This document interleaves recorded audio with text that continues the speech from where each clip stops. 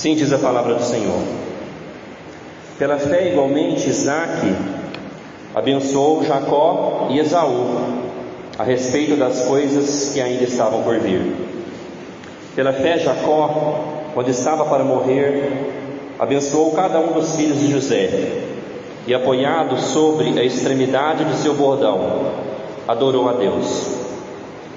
Pela fé, José, próximo do seu fim, fez menção do êxodo dos filhos de Israel, bem como deu ordens a respeito dos seus próprios ossos. Oremos mais uma vez. Senhor, aqui está falando que pela fé, todo o capítulo 11, os homens de Deus do passado fizeram grandes coisas, inclusive morreram de forma perfeita. E nós sabemos que se o Senhor não nos der fé, o nosso coração é tão duro que Ele não vai produzir fé. Então nós precisamos do Senhor essa noite. Que a fé no nosso coração essa noite aumente. E se entrou alguém aqui que não creu ainda no Senhor Jesus, que seja hoje, Pai, para a glória do Seu nome. Não nos deixe perder a Sua palavra. Não nos deixe ter desinteresse pela Sua palavra, Deus. Não nos deixe perder essa preciosidade de ouvir a Tua palavra. Em nome de Jesus eu oro. Amém. Meus irmãos, com quantos anos, não sei se você já pensou nisso, com quantos anos você quer morrer? Em Gênesis capítulo 6, versículo 3, diz ali que Deus reduziu para 120. 120 está bom para você? Tá bom, né? Dá para ver muita coisa. Pra você ter uma ideia, a mulher mais velha, até 15 anos atrás, era uma francesa que faleceu com 122 anos. Atualmente é uma espanhola, ela tem 116 anos. Muita vida, né? No Brasil, a expectativa dos homens é 73 e das mulheres 80. A gente morre mais cedo, porque a gente sofre mais também, não é mesmo? Mas quem quer chegar a 120, por que ter uma longevidade tão grande? Por que você quer passar dos 100 anos? Se for para que você seja bênção na sua família e na igreja, esse é um bom propósito. Porque às vezes é interessante que Deus ele leva pessoas muito jovens, e a gente fica questionando por quê, né? Tão jovem. Há 2 meses atrás faleceram 3 ou 4 missionários da Jocum, entre 20 e 25 anos, e eles estavam fazendo um treinamento para trabalhar com tradução de Bíblia para os povos indígenas. Desde perguntando, jovens que estão se preparando para traduzir a Bíblia, que querem servir a Deus, por que Deus os leva tão cedo? Talvez o versículo 38 do capítulo 11 nos explica, porque tem pessoas que o mundo não é digno deles. Mas nós devemos pensar, por que eu quero viver tanto? Se você só vive para você mesmo, se você não quer contribuir com o avanço de Deus, do reino de Deus, da igreja, qual o propósito de você viver tanto, se você quer que a sua vida gire em torno de você mesmo? Às vezes fica esse questionamento para nós. Pessoas tão importantes que servem a Deus, que são tão bênção na igreja, Deus as leva. Por que eu estou falando tudo isso? Porque nós vamos ver aqui hoje que Hebreus no capítulo 11 fala que muitos homens da antiguidade do Velho Testamento, eles souberam viver pela fé. Mas agora vai nos dar 3 exemplos de homens que souberam morrer pela fé. Eles morreram idosos e souberam morrer com a sua fé intacta. Aqui no contexto, irmãos, de Hebreus, o Espírito Santo está trabalhando esse livro para que os hebreus convertidos ao cristianismo não deixem a igreja. Porque ali nós vimos que muitos, devido às dificuldades e devido à pressão dos seus compatriotas hebreus, estavam deixando a igreja, estavam deixando Cristo. Então o Espírito Santo vem trabalhando esse livro todo, mostrando a superioridade de Jesus. Jesus Estão comigo aqui? Jesus é superior a tudo do Antigo Testamento. Jesus é mais do que tudo que nós podemos ter. E agora, o Espírito Santo vem falar que não basta a gente começar bem na fé, a gente tem que inclusive terminar bem. A gente tem que manter a nossa fé até os últimos dias da nossa vida. Eu recebi um vídeo do Rios essa semana, que um corredor de 400 metros chamado Derek Redmond, ele foi competir nas Olimpíadas de Barcelona em 92, e ele se preparou durante toda a sua vida para aquela prova, era a grande prova dele. Ele estava na semifinal, se ele ganha, ele vai para, se ele fica classificado entre os primeiros, ele ia para a final. E daí talvez você já viu essa cena, ele está correndo, e daí ele estava na frente, daí de repente ele sente uma fisgada na perna, e daí ele cai, e daí ele se levanta, e ele começa a correr mancando assim. Quem já viu essa cena, esse vídeo? Alguns já viram. E daí todo mundo passou ele era o primeiro, mas daí todo mundo passa ele, e de repente vem o pai dele, talvez vocês vão lembrar agora. O pai dele abraça ele, e ele abraça seu pai, e ele mancando. A prova já tinha acabado, e daí os médicos querendo cuidar dele, viu que ele teve uma lesão grave na sua coxa, e o pai dele não, ele vai chegar até o final. E depois Derek Redmond explicando, ele fala: meu pai me ensinou que não importa se eu vou ganhar, importa se eu vou chegar até o final. Assim é a nossa vida cristã. Não importa o sucesso que nós vamos ter nessa vida, não importa se nós vamos fazer grandes coisas para Deus ou a gente vai levar uma vida simples. O que os nossos pais devem nos ensinar e o que nós devemos levar até o final, que a nossa fé deve ser até os últimos dias da nossa vida. Não importa se a gente começa bem, importa se a gente termina bem, se a gente completa a linha de chegada, mesmo sem grande sucesso, mesmo sem grandes feitos. Ele não ganhou nenhuma medalha em Barcelona 92, mas ele é lembrado como o grande corredor daquela Olimpíada.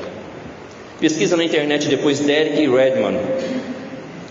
Porque, meus irmãos, alguns sempre dizem assim: antigamente eu era fervoroso, mas com o tempo eu fui dando uma esfriada na minha fé, no meu serviço a Deus. Como assim, irmãos?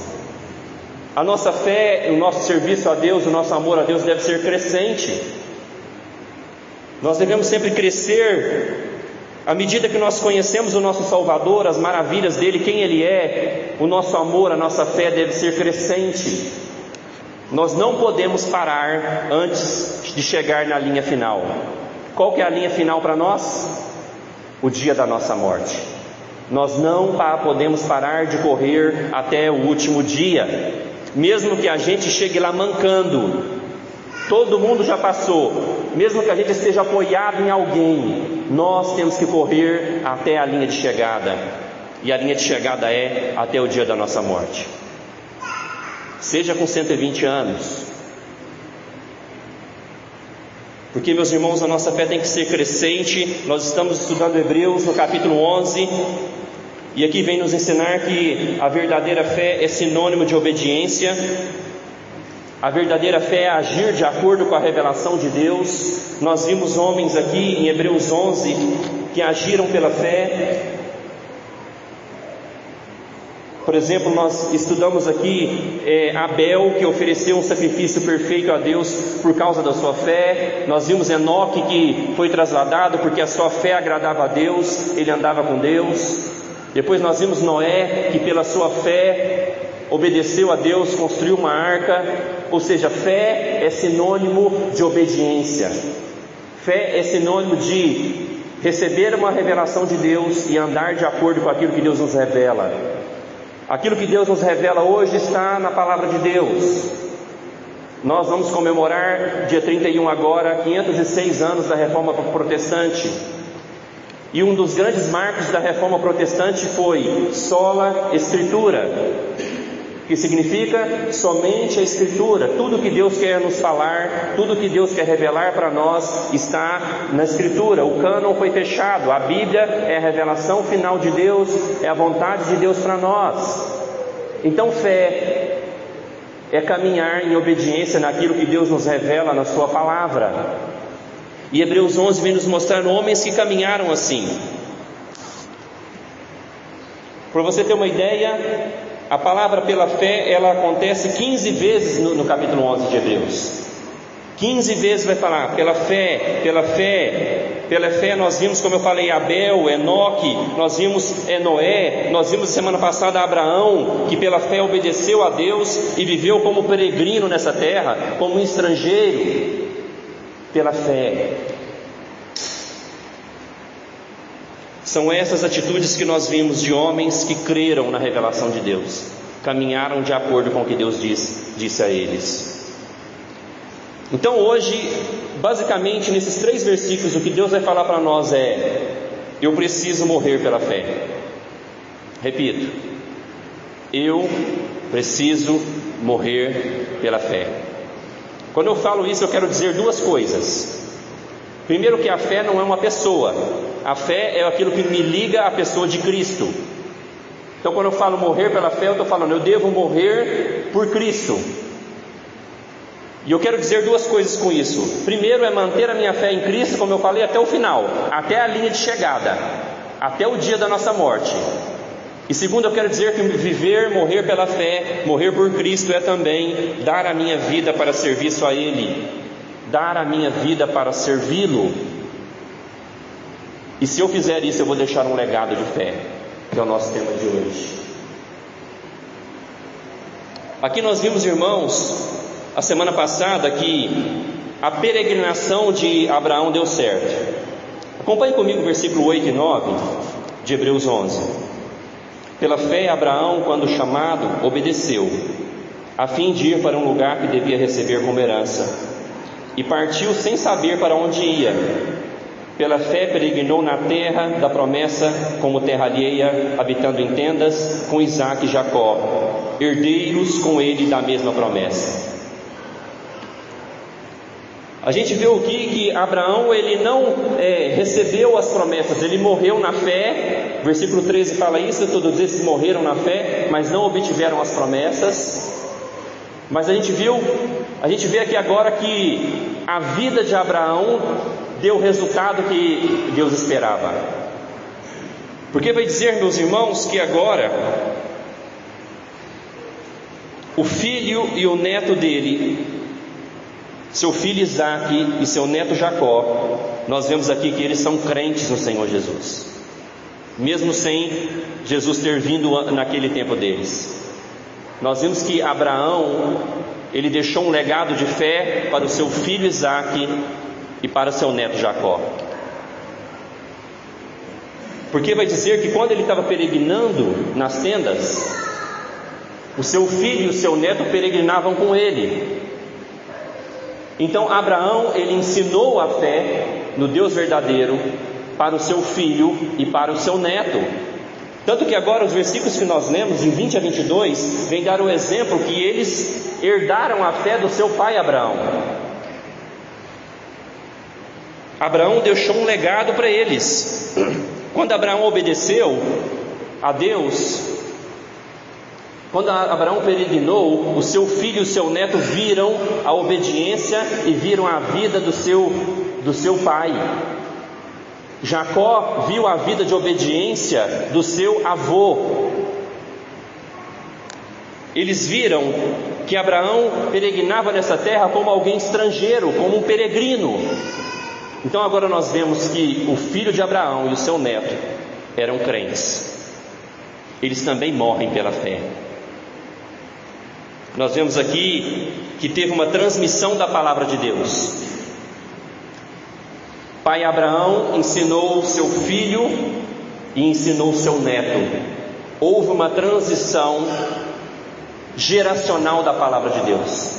Nós vemos aqui um avô que ensinou o seu neto a caminhar com Deus. Daí a gente vê Isaque no versículo 20. Ele está agora abençoando os seus filhos. Diz que pela fé igualmente Isaac abençoou Jacó e Esaú a respeito de coisas que ainda estavam por vir.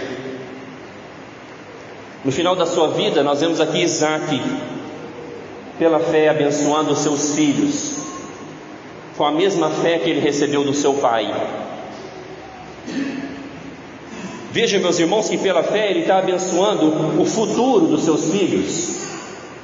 Versículo 20 fala que ele está abençoando a respeito de coisas que ainda estavam por vir na vida dos seus filhos. Ele está abençoando os seus filhos, porque ele recebeu essa fé do seu pai.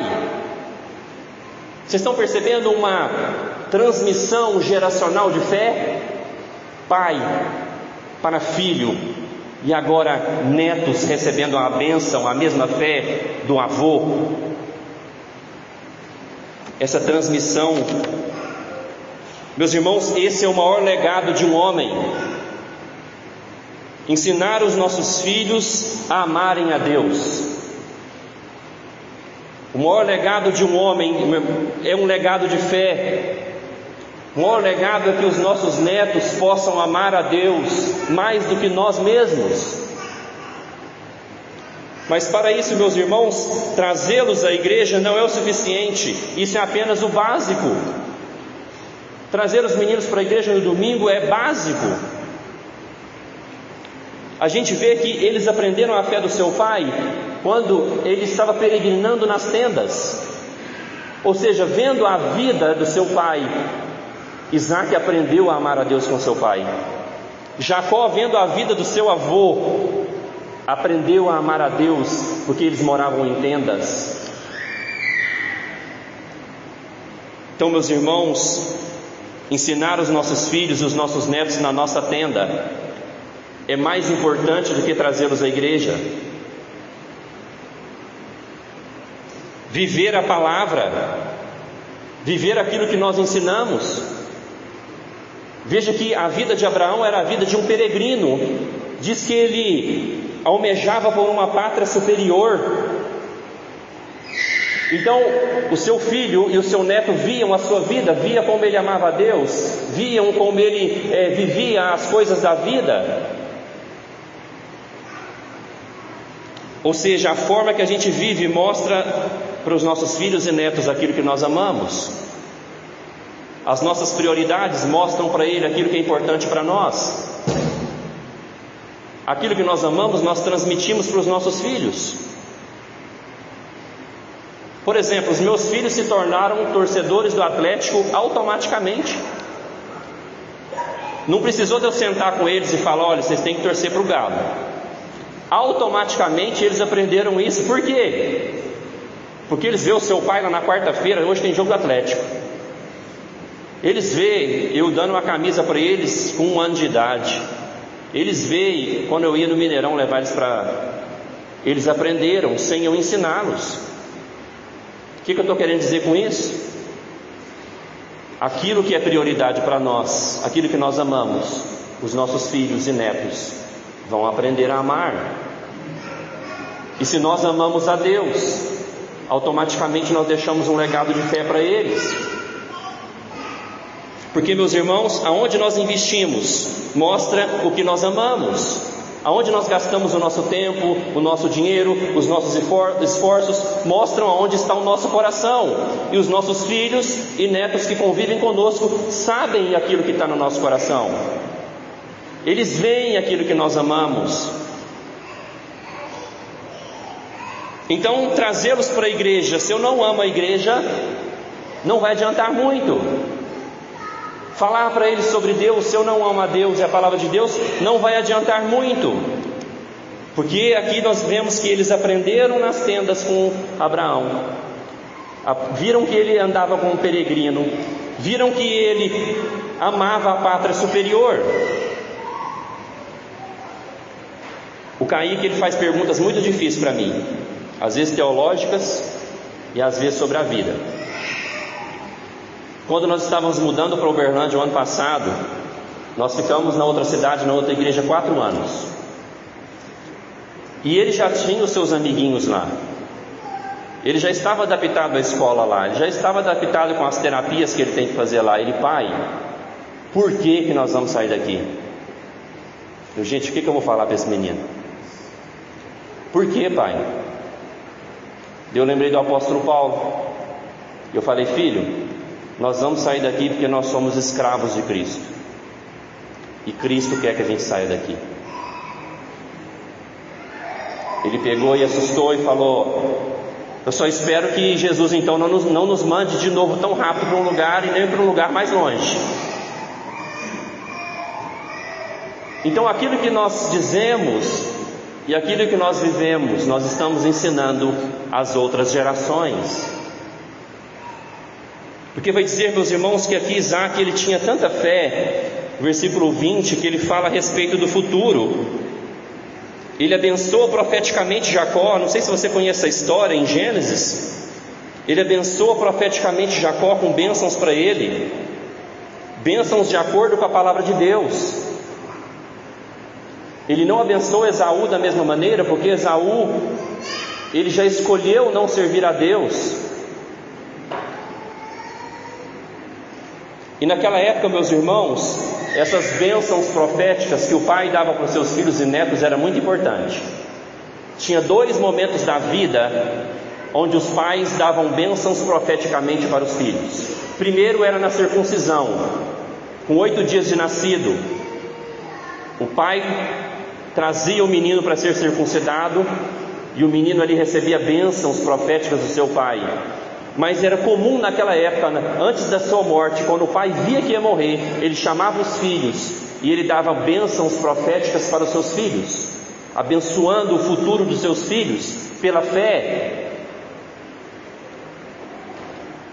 Hoje o batismo é uma maneira da gente fazer isso também. A circuncisão no Velho Testamento, o batismo no Novo Testamento. Nós batizamos os nossos filhos, já abençoando eles profeticamente, que a fé que Deus nos deu, eles são filhos dessa promessa, eles são herdeiros dessa promessa. Os nossos filhos também serão crentes. Então no batismo também os pais, junto com o pastor, estão dando bênçãos proféticas para aquela criança, pela fé. Talvez você está me ouvindo e está lembrando do seu pai, do seu avô, que foi um exemplo de fé para você. Glória a Deus por isso. Mas talvez muitos aqui não tiveram essa bênção, não tiveram um pai crente, não tiveram um avô crente. Então eu digo para você que agora você tem que correr atrás do prejuízo. Agora você tem então que se esforçar mais para conhecer a Deus, para amar a Deus, para que agora os seus filhos e os seus netos, os seus descendentes, passem também a amar a Deus. Que você quebre essa maldição na sua família, de pessoas que não conheceram a Deus. Agora a responsabilidade está com você, de correr atrás do tempo perdido, que os seus pais, os seus ascendentes não te passaram esse legado de fé. Então, meus irmãos, pais e mães que estão aqui, avós, o maior legado que nós podemos deixar para os nossos filhos é a fé.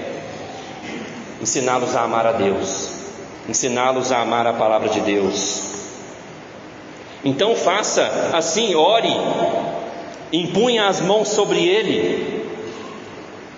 Chega lá no seu filho lá, talvez ele é um grandão já de 20, 30 anos, põe a mão na cabeça dele e começa a orar e abençoar ele. Ele: pai, o que é isso? Não, estou te abençoando, meu filho. Ora por ele, abençoa seus filhos.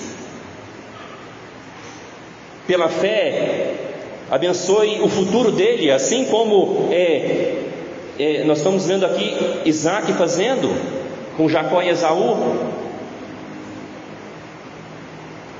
Rogue bênçãos da palavra de Deus para os seus filhos, impunha as mãos sobre eles. Pais, mães que estão aqui, impunham as mãos sobre eles. Peguem as promessas da Bíblia e orem sobre eles, dando bênçãos proféticas para o futuro deles. Mas, meus irmãos, viva aquilo que você fala sobre eles, porque eles vão ver a sua vida. Eles estão habitando com você em tendas. Eles estão vendo se você ama a Deus mesmo ou não. Então aqui nós vemos exemplo de 3 homens que fazem coisas antes da sua morte. Antes nós vemos exemplo pela fé em Hebreus 11 de pessoas que viveram pela fé, mas agora homens que estão a prestes de morrer. O que eles fazem? Como é morrer bem? Morrer bem é sabendo que eu fiz a minha parte, é que eu me esforcei para que meus filhos conheçam a Deus. Isso é morrer bem. Às vezes esse mundo está ensinando para nós que morrer bem é deixar muitos bens para os nossos filhos. Morrer bem é deixar eles com um diploma na mão. Não, morrer bem é saber que nós fizemos tudo para que eles amem a Deus e sigam o exemplo de fé nosso. Isso é morrer bem. Porque, meus irmãos, os nossos filhos, o propósito deles é estarem na igreja, é estarem servindo a Deus. Um dos principais propósitos da gente ter filhos é que a igreja cresça através deles, sabia disso? Às vezes a gente está preocupado em fazer missão lá fora e evangelizar lá fora, mas ter filhos também é uma forma de fazer missão. A nossa confissão de fé fala isso, você sabia? Pode colocar aí para mim, Naira, a confissão de fé, o artigo 24. O artigo 24 da nossa confissão de fé fala o seguinte, artigo 24, 2: o matrimônio foi ordenado para o mútuo auxílio de marido e mulher, para a propagação da raça humana por uma sucessão legítima, e da igreja por uma semente santa e para impedir a impureza. Ali fala o propósito do casamento. Primeiro, auxílio mútuo de marido e mulher. Segundo, propagação da raça humana. Terceiro, para que a gente enche a igreja, para que tenha uma semente santa. Um dos propósitos do casamento é que a gente encha a igreja, que a gente encha a igreja de menino. Por quê? Porque a fé de Abraão é a fé de Isaac, é a fé de Jacó. É a melhor maneira de a gente fazer missões, irmãos. E hoje esse mundo está nos influenciando, e a gente quer ter no máximo um menino e ter alguns pets para criar. Não, filhos é bênção de Deus. O propósito do casamento é ter filhos. É assim que a gente faz missão.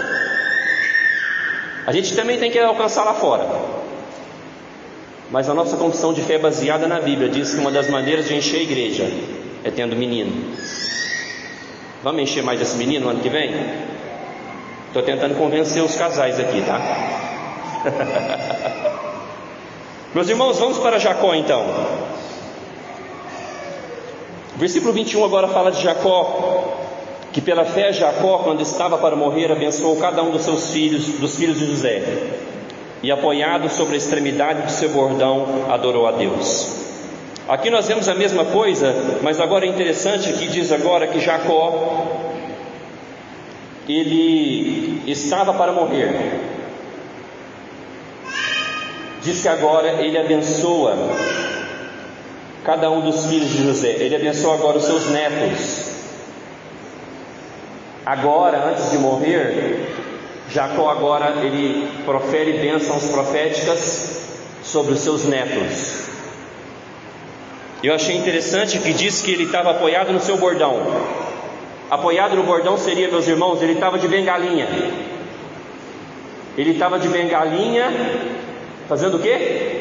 Ele adorou a Deus. Ele adora a Deus, já idoso, precisando de uma bengala para apoiar ele.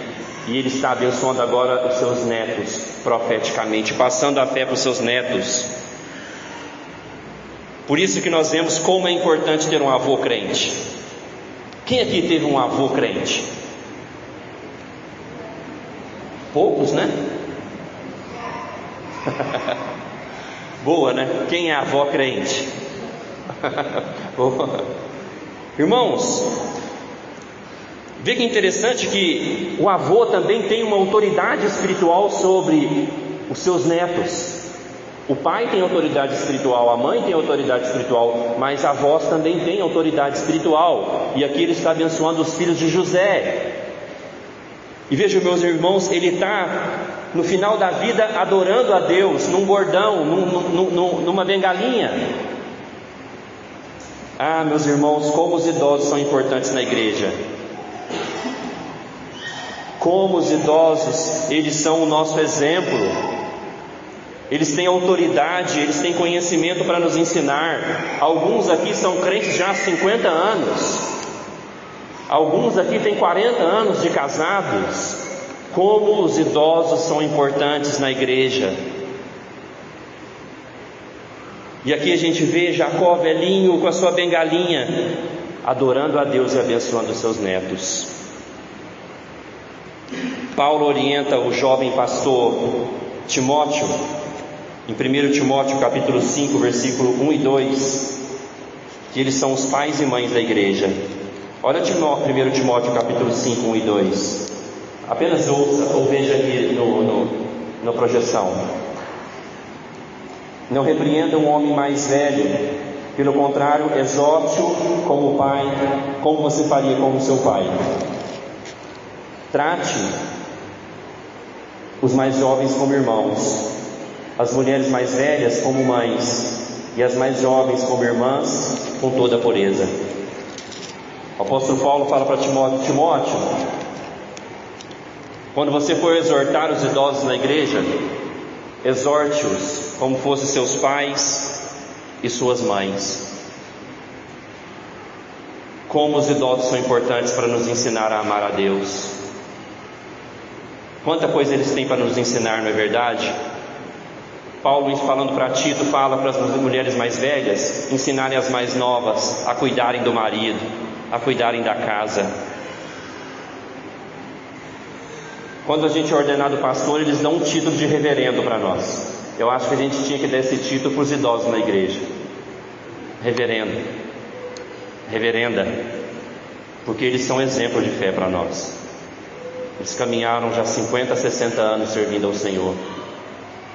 Meus irmãos, mas infelizmente alguns idosos, eles desanimam de continuar agarrados na bengala para adorar a Deus. Infelizmente. E eles começam a passar a vir pouco ou não vir mais à igreja. Alguns, obviamente, impossibilitados por algum problema de saúde, não é mesmo? Mas alguns, eles podem fazer outras coisas, mas quando é para vir na igreja, eles acham difícil. Eles podem ir em outras coisas. Eu costumo dizer que um crente aposentado, ele é um obreiro em tempo integral.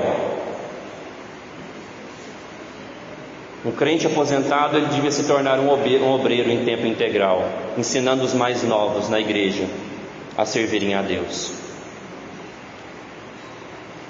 Então, se você é idoso e tem sido negligente na obra de Deus, eu tomo as palavras de Paulo a Timóteo, e como filho, eu te repreendo com todo respeito. Volte a se dedicar à igreja, volte a se dedicar a Deus. Venha adorar a Deus, mesmo apoiado na sua bengala, porque nós precisamos do seu exemplo de fé. Agora vamos falar de José, o terceiro. Versículo 22. Pela fé José, próximo do seu fim, fez menção do êxodo dos filhos de Israel, bem como deu ordens a respeito dos seus próprios ossos. José agora, diferente dos outros, ele roga bênçãos agora para o povo de Deus. Ele profeticamente, ele sabia, ele cria na palavra de Deus, e ele falou: vocês vão sair do Egito. Veja que a fé, ela é a certeza de coisas que se esperam e a convicção de fatos que não se veem. Ele estava no Egito, mas ele sabia da promessa de Deus. Ele fala então, antes de morrer: vocês vão sair do Egito. Ele está preocupado agora com a igreja, com o povo de Deus, antes de morrer. E ele fala para eles: leve meus ossos para lá. É isso que ele pede. Ele pede para ser enterrado não no Egito. José foi dedicado a servir a igreja, o povo de Deus, e na sua morte ele está preocupado com ela. E ele não queria ter nada, nenhum vínculo com os ímpios. Ele pede que até os ossos dele sejam levados. Ele não queria ter nenhum vínculo com o Egito. Ele queria, inclusive, ele amava tanto o povo de Deus, que ele queria, inclusive, que os seus ossos estivessem perto do povo de Deus. Interessante que até o século XIX tinham igrejas que eram cemitérios. Você já viu? Católicos eram enterrados na igreja católica, tinha um terreno no fundo da igreja, e protestantes eram enterrados também. A igreja tinha um cemitério. Interessante que tinha isso até o século XIX. Mas José, ele quer estar junto com o povo de Deus até depois de morto. Até depois de morto ele quer estar junto com a igreja. Por isso ele pede para levar os ossos dele do Egito. Então aqui, meus irmãos, nós vimos 3 homens que pela fé souberam viver, mas souberam também morrer pela fé. Isaac, um homem comum, um pai de família, ele não tem grandes feitos, mas um homem crente. Um homem comum, cuidou da sua casa, trabalhou, como a maioria de nós, um homem comum, mas crente. Nós vimos Jacó, um homem que experimentou a transformação de Deus, um homem com mau caráter, com caráter ruim, mas teve o encontro de Deus e foi transformado por Deus. Esse é Jacó, morreu pela fé. E nós vemos José, um homem que pela fé sofreu muitas injustiças, mas entregava todos os seus sofrimentos nas mãos de Deus, porque tinha fé. Todos eles morreram bem, porque creram em Deus, mesmo sem vê-lo, mesmo sem ver Jesus. Antes que Jesus nascesse, eles sabiam que Jesus viria. Eles sabiam que um dia o Salvador viria. Eles creram em Jesus antes de Jesus vir. Morreram na fé. Eles foram salvos e usados por Deus para abençoar seus filhos, para abençoar seus netos e para abençoar a igreja. Então nós temos que perguntar para nós: nós amamos a Deus? Nós amamos a igreja? Porque às vezes, irmãos, a gente quer que os nossos filhos amem a igreja, que os nossos netos amem a igreja, mas nós não amamos a igreja. Nós queremos que eles tenham uma fé que nós mesmos não temos. Precisamos rever isso na nossa vida. Mas esses homens creram. Eles creram no Filho de Deus, o perfeito homem que soube morrer fazendo a vontade de Deus. Jesus morreu perfeitamente porque Jesus morreu em santidade. Jesus morreu levando a ira de Deus. Jesus morreu perdoando as pessoas. Jesus morreu clamando, e na sua morte Jesus traz bênçãos para toda a nossa família. Jesus traz bênçãos na sua morte para toda a igreja. Jesus é o perfeito que Isaac, Jacó e José imitam a fé. Se eles souberam morrer, Jesus soube muito mais. E Jesus, porque teve uma morte perfeita e substitutiva no nosso lugar, Jesus ressuscitou, ou seja, o nosso Senhor vive. Aquele que morreu perfeitamente por nós, vive. Então hoje nós podemos viver pela fé até o final da nossa vida e morrer pela fé, morrer por Cristo, atravessar a linha de chegada mesmo cambaleando, adorar a Deus até o final da nossa vida, mesmo apoiado numa bengala, transmitindo a fé para os nossos filhos, transmitindo a fé para os nossos netos. Então, meus irmãos, ame a Deus, ame a igreja como José.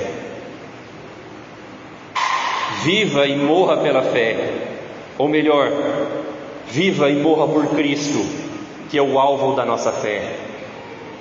Os nossos filhos vão ver isso, os nossos netos vão ver isso, e esse é o grande legado de um homem: amar a Deus. Mas, meus irmãos, eu quero convidá-los para não ficar pensando muito em morte essa noite. Eu quero convidá-los para pensar sim na morte de Cristo e na sua ressurreição, sabendo que até o dia da nossa morte nós estaremos firmes e cheios de esperança. Por quê? Porque o nosso Salvador que soube morrer, o nosso Salvador vive. E porque Ele vive, nós podemos o quê? Diz aquele hino: crer no amanhã. Amém. Vamos cantar isso? Quero chamar a equipe de louvor.